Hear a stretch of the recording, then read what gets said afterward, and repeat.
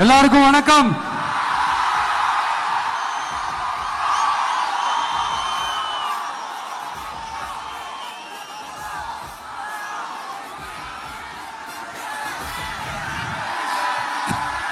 கிட்டத்தட்ட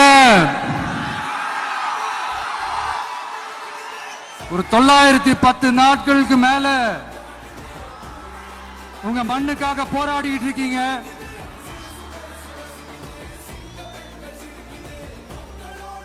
உங்க போராட்டத்தை பத்தி ராகுல் ஒரு பையன், சின்ன பையன் பேசுனது நான் கேட்டேன். அந்த குழந்தையோட பேச்சு மனசு ஏதோ செஞ்சிருச்சு. உடனே உங்க எல்லாரையும் பார்க்கணும்னு தோணுச்சு, உங்க எல்லாரையும் கூட பேசி ஆகணும்னு தோணுச்சு.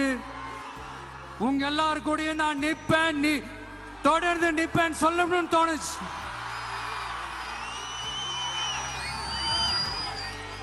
ஒவ்வொரு வீட்டுக்கும் ரொம்ப முக்கியமானவங்க அந்த வீட்டில் இருக்கிற பெரியவங்க தான். அதே மாதிரிதான் நம்ம நாட்டுக்கு ரொம்ப முக்கியமானவங்க உங்கள மாதிரி விவசாயிங்க தான்.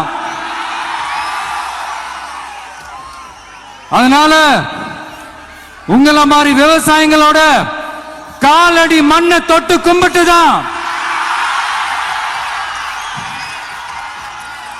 என்னோட பயணத்தை தொடங்கணும்னு ஒரு முடிவோட தான் இருந்தேன். அதுக்கு சரியான இடம் இதுதான் எனக்கு தோணுச்சு.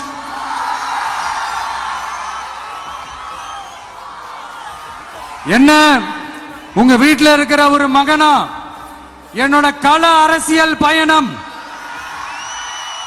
உங்களோட ஆசீர்வாதத்தோட இங்கிருந்து தான் தொடங்குது. சரி, அதை விடுவோம்.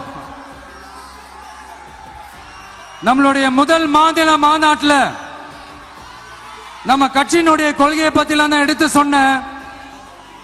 அதுல ஒண்ணுதான் இயற்கை வள பாதுகாப்பு.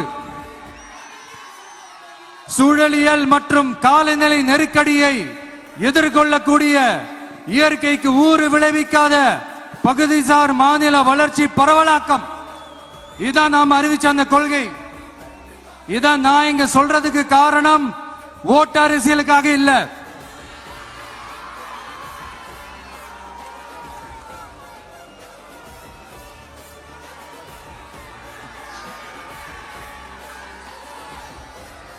இன்னொரு தீர்மானம் அதே மாநில மாநாட்டில் நான் சொன்னேன். அது விவசாய நிலங்கள் பாதுகாப்பு கொள்கை தீர்மானம். அதுல காஞ்சிபுரம் மாவட்டம் பரந்தூரில் 1000க்கும் மேற்பட்ட ஏக்கர் பரப்பளவில் 13 நீர்நிலைகளை அழிச்சு சென்னை நிரந்தரமாக வெள்ளக்காடாக்கும் திட்டத்தை ஒன்றிய மாநில அரசுகள் கைவிட வேண்டும் வலியுறுத்தின. அது மட்டும் இல்லாம இந்த மண்ணுக்காகவும் மக்களுக்காகவும் நம்ம விவசாயிகள் பாதிக்கிற இந்த திட்டத்துக்கு எதிராக சட்ட போராட்டம் நடத்தவும் தயங்க மாட்டோம்னு சொல்லியிருந்தோம். அத இங்க உங்க முன்னாடி ரொம்ப ஸ்ட்ராங்கா வலியுறுத்துறேன். இந்த பிரச்சனையில நான் உங்களோட உறுதியா நிற்பேன்.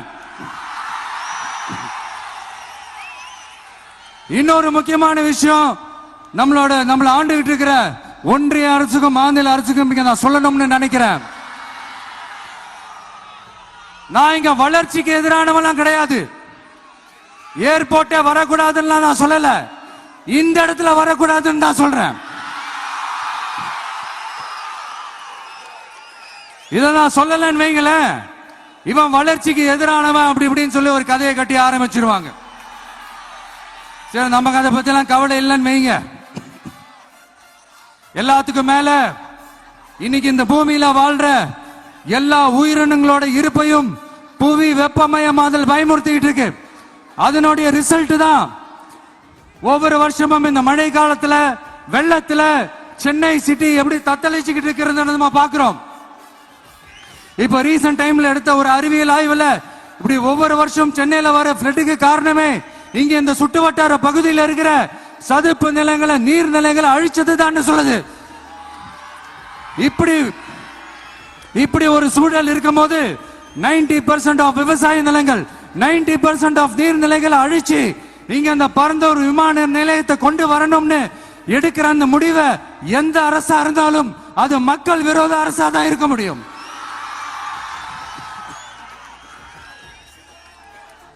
இப்ப சமீபத்தில் நம்ம அரிட்டாப்பட்டி பகுதியில் அந்த டங்ஸ்டன் சுரங்கம் அமைக்கிறதை எதிர்த்து தமிழ்நாடு அரசு ஒரு தீர்மானம் ஒன்று கொண்டு வந்தாங்க. அதை நான் மனப்பூர்வமாக வரவேற்கிறேன். ஆனா அதே நிலைப்பாட்டை தானே இங்க நம்ம பரந்தூர் பிரச்சனையிலையும் எடுக்கணும்.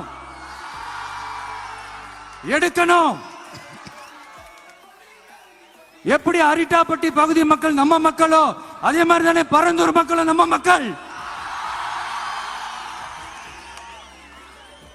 அப்படித்தானே ஒரு அரசாங்கம் யோசிக்கணும். ஆனா அப்படி செய்யலையே. ஏன் செய்யல? ஏன்னா இந்த விமான நிலையத்தையும் தாண்டி இந்த திட்டத்தில் அவங்களுக்கு ஏதோ ஒரு லாபம் இருக்குது.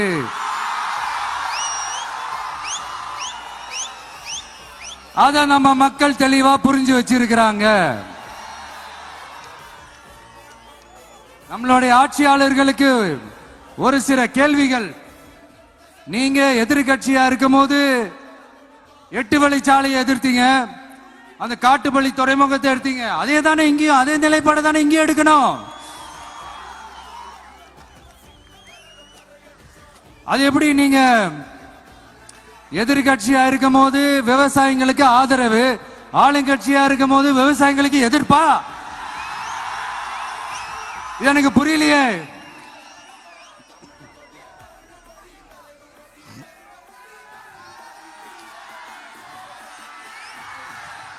அதனால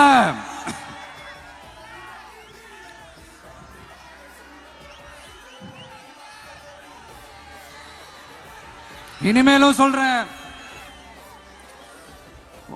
உங்க நாடகத்தெல்லாம் பார்த்துக்கிட்டு மக்கள் சும்மா இருக்க மாட்டாங்க.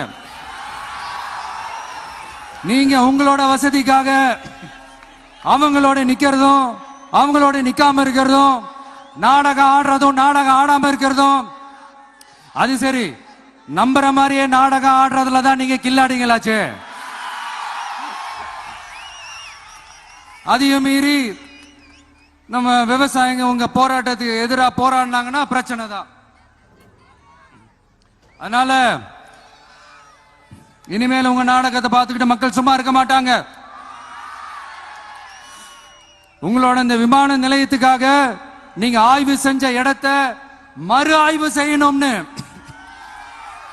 ஒன்றிய அரசுக்கும் மாநில அரசுக்கும் நான் கேட்டுக்கிறேன்.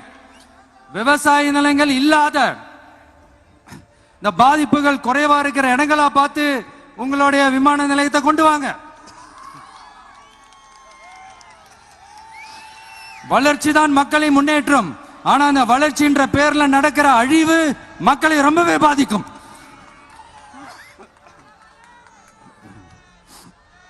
நீங்க எல்லாரும் உங்களுடைய ஊர் கிராம தேவதைகளான கொல்லமெட்டால் அம்மன் மேலையும்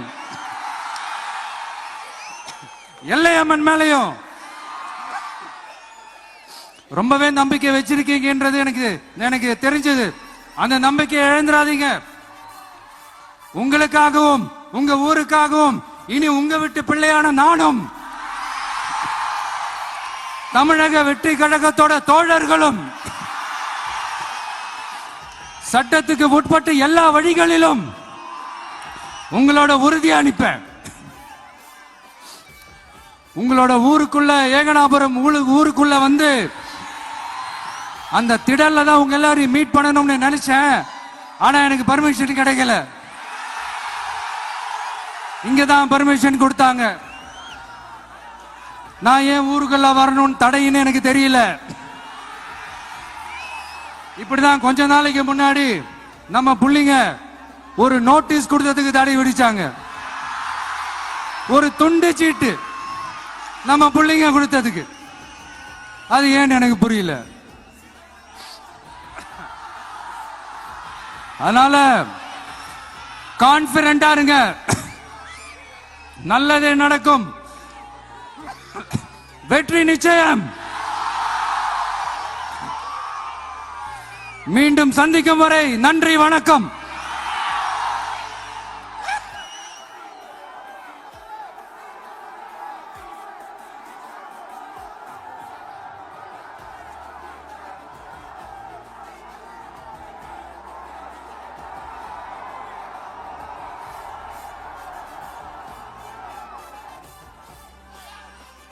இன்னும் கொஞ்ச நேரம் டைம் ஸ்பெண்ட் பண்ணலாம் தான் வந்தேன். ஆனா நிலவரம் பார்த்தா முடியாது போல் இருக்கு.